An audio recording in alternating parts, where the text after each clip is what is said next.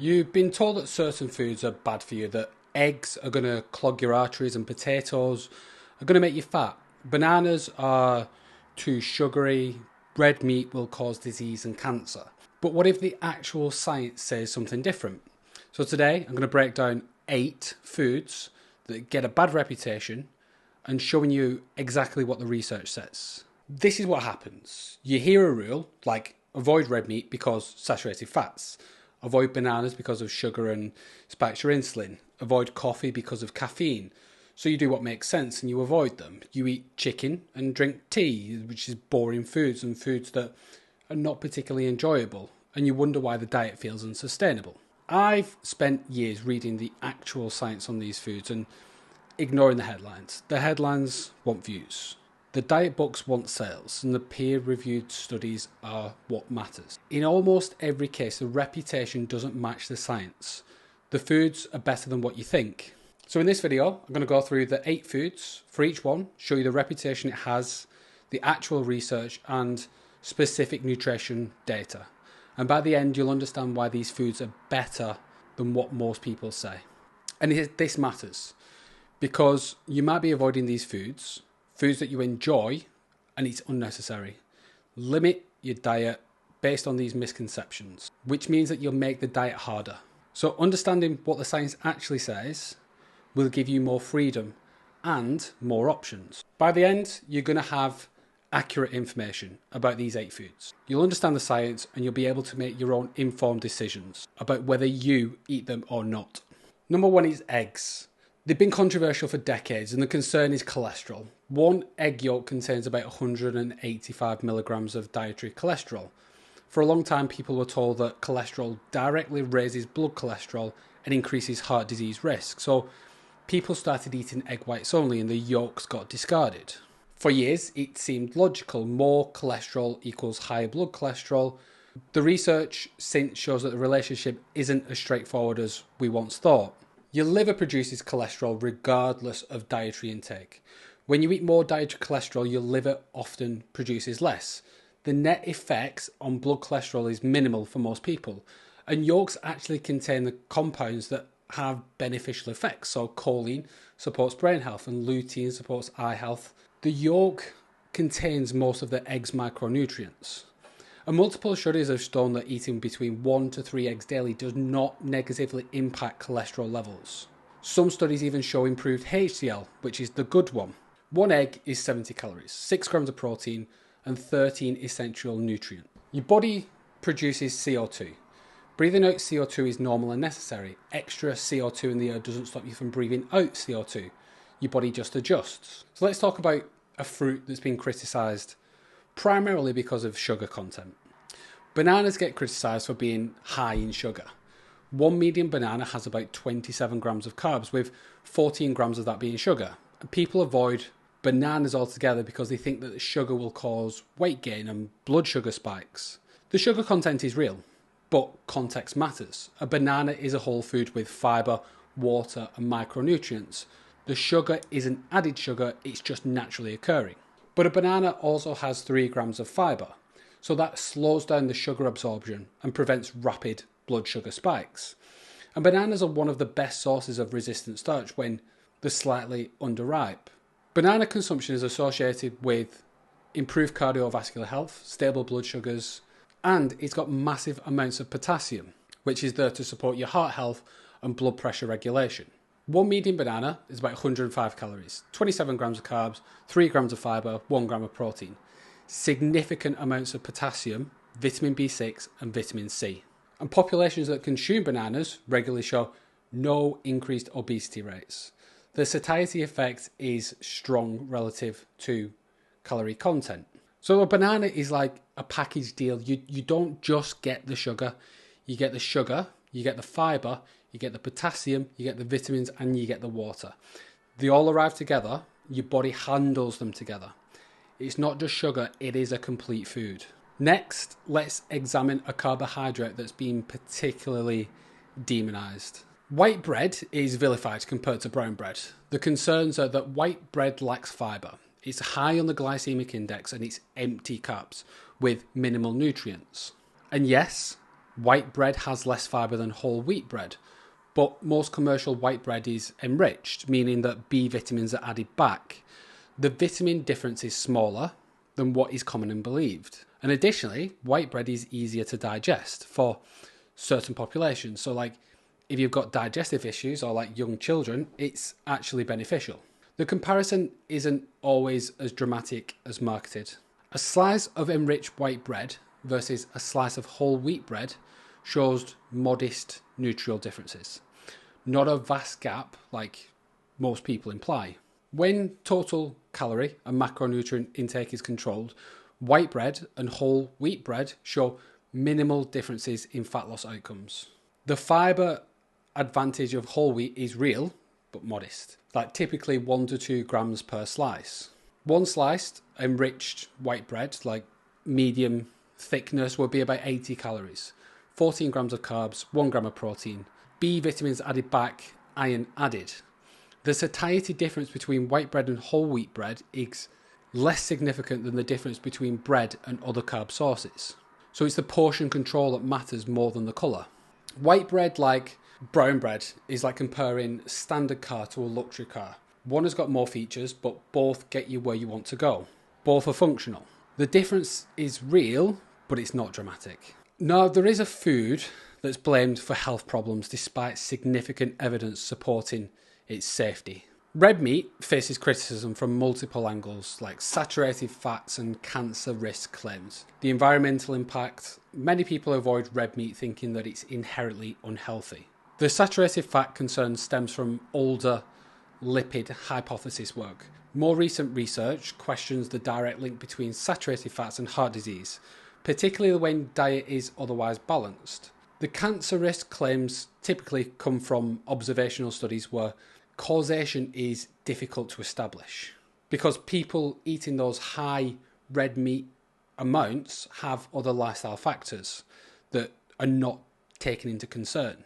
Additionally, red meat provides complete protein. It's got iron, B12, zinc, creatine, and they're difficult to get optimally from plant sources alone. Populations consuming red meat as part of a balanced diet show no increase in mortality compared to those eating less red meat. Unprocessed red meat shows different health markers than processed red meat, which is fair to scrutinise. 1 3-ounce serving of beef is 180 calories, 25 grams of protein, iron, B12, zinc, creatine. The nutrient density is very, very high, particularly for bioavailable nutrients. And randomised control trials show that red meat consumption doesn't negatively impact cholesterol or cardiovascular markers when you compare it with chicken in equivalent amounts. Red meat is like a tool that works perfectly well. It's being blamed for problems it didn't cause just because something is powerful and doesn't fit modern marketing. Doesn't mean that it's inherently dangerous. Now, understanding which foods actually fit into a healthy diet is important, but knowing the individual food is only half that picture. The bigger picture is understanding how to build a complete nutrition system with these foods. And if you want to understand how to build a sustainable eating system that includes foods that you actually enjoy, not just a list of foods to avoid or include, I've created a detailed video on building personalized nutrition strategies. Coffee is often viewed skeptically, like concerns include caffeine dependence and jitteriness and sleep disruption and acidity affecting stomach health, and many people will avoid it for that reason. Caffeine dependence is real, but it's mild compared to other substances.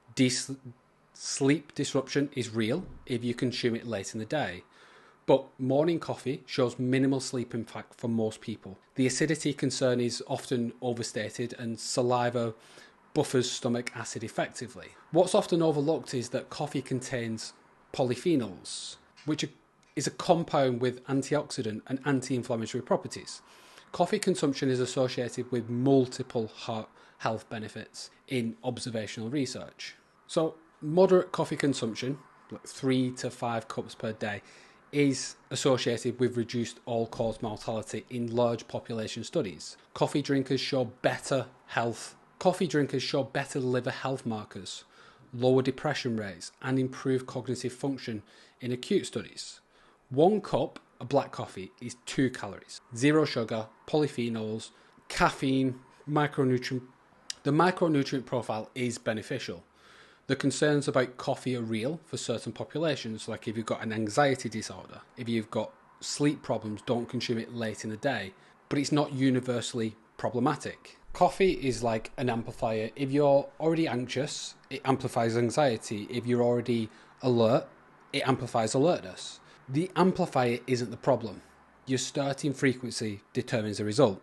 Now let's talk about a food that's been avoided both for nutritional reasons and because of misconceptions about the starch.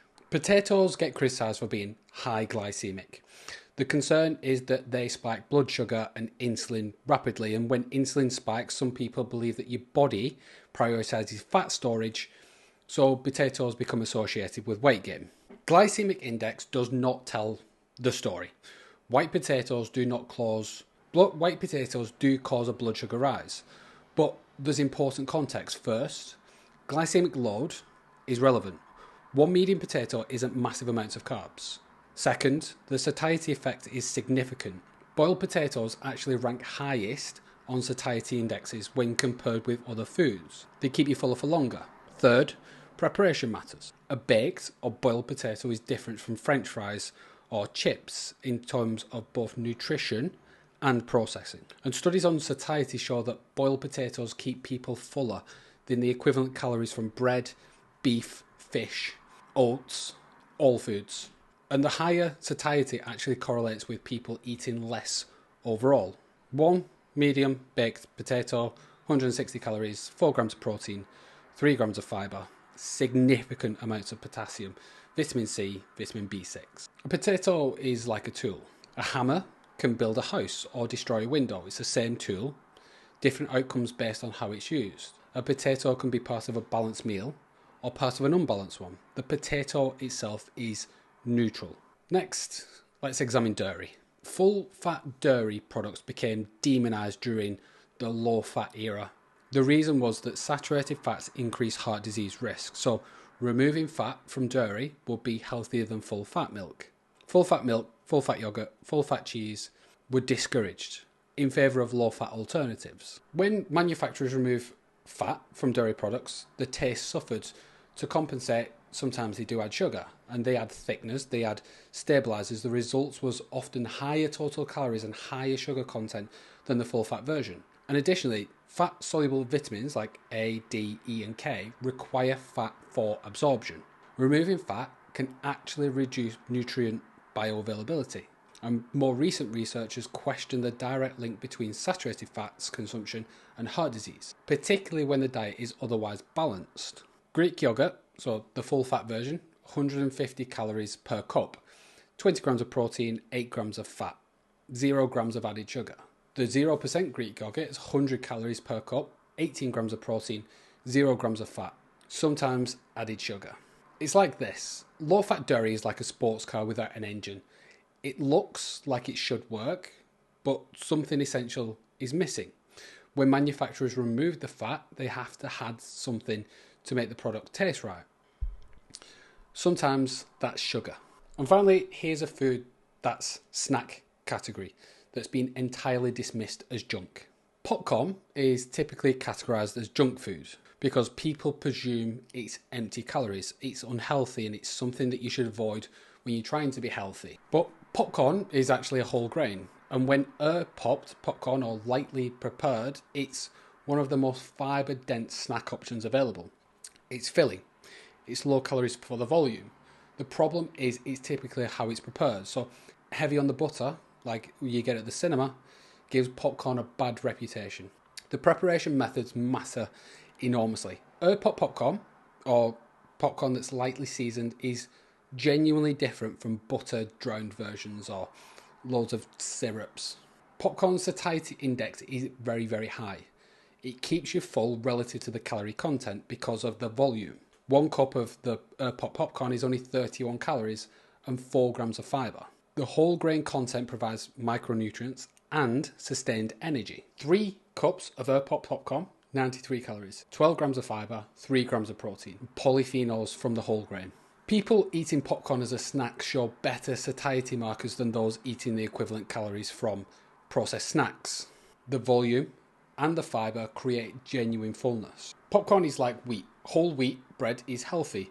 Processed white bread is less so, but they're the same grain. It's the preparation. Same with popcorn. Popped is real. Drowned in butter is a different product entirely. All 8 of these foods share something in common. They've been criticised based on one aspect: cholesterol, sugar, saturated fats or caffeine, without considering the full nutrition content. The presence of a component, dietary cholesterol, carbs, caffeine, fat, sugar, doesn't automatically make a food problematic. The context matters. Like, what is your overall diet consumption? What are the portion sizes? How are you preparing the food? What's your tolerance like for that food? How full will it make you? What's the micronutrient profile like? What's the population level health data showing? And then when you consider all these factors, the reputation often doesn't match the evidence. And this doesn't mean that all foods are equal, but it means that the simple "this food is bad" framework is oversimplified. Foods exist on a spectrum. Most of these 8 foods can fit into a healthy diet when used appropriately. So you've been given incomplete information. You've been told to avoid foods based on single factors. That's led you to limit your diet unnecessarily. That creates stress around eating. But now you've got more complete information. You understand the nuance. So here's what you can do. Review your current diet. Which of the 8 foods are you avoiding? Make a list. For each one you avoid, read a study about it. Just one.